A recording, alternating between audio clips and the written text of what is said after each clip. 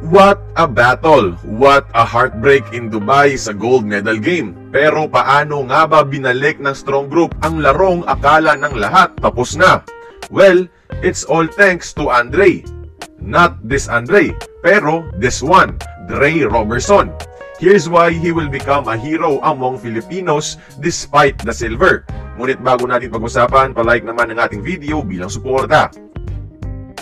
First half, basically pure dominance ng Al Riyadi. Mula umpisa, grabing mastery at coherence ang pinakita nila. Kaya na-demoralize na rin ang mga batang player natin. Laylay balikat, halata sa body language.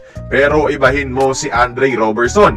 Pick your poison ng Strong Group kay Manny Harris or Wael Arakji dahil their best defender, Robertson, can only lock down one. Kahit tambak, sige lang ng sige. Kayod kalabaw sa hassle at focus pa rin sa depensa na para bang close game ang first half. Para bang nakataya ang buhay niya, and it's not even an exaggeration. If you watch the game, you'd understand. He respected the game so much na pagdating ng second half, kasama ang pagiging X-factor ni Mackenzie Moore, unti-unti nilang tinrabaho ang lamang.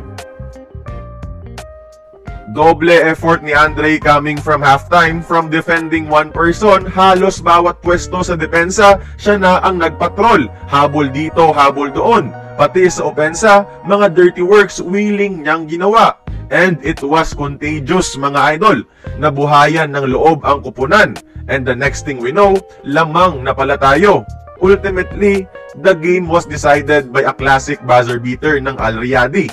Nagtapos si Robertson ng may 24 points, 13 rebounds, 6 of those galing sa offensive glass, 3 assists at 3 steals. Aaminin ko, the buzzer beater took the soul out of me, kaya hindi ako makapag-articulate o analyze ng maayos. Pero di naman kailangan ng analysis para i-appreciate itong never say die spirit ni Andre Robertson para sa mga Pinoy.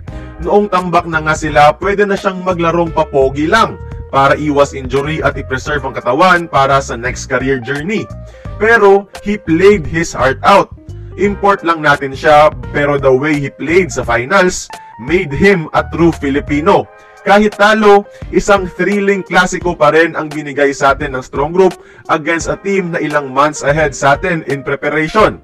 Kaya kayo mga idol, show your love kay Andre Robertson, join the conversation, magkomento lamang sa ibaba. Isa rin ba sa mga pangarap nyo as a basketball fan ay ang magpatakbo ng sarili nyong kupunan?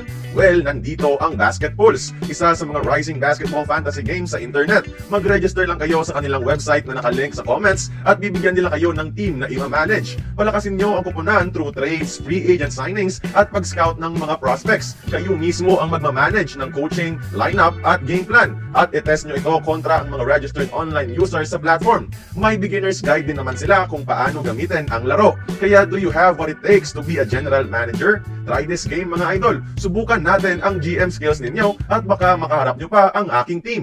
Magandang pampalipas oras to. Kaya kita-kits sa Basketpulse.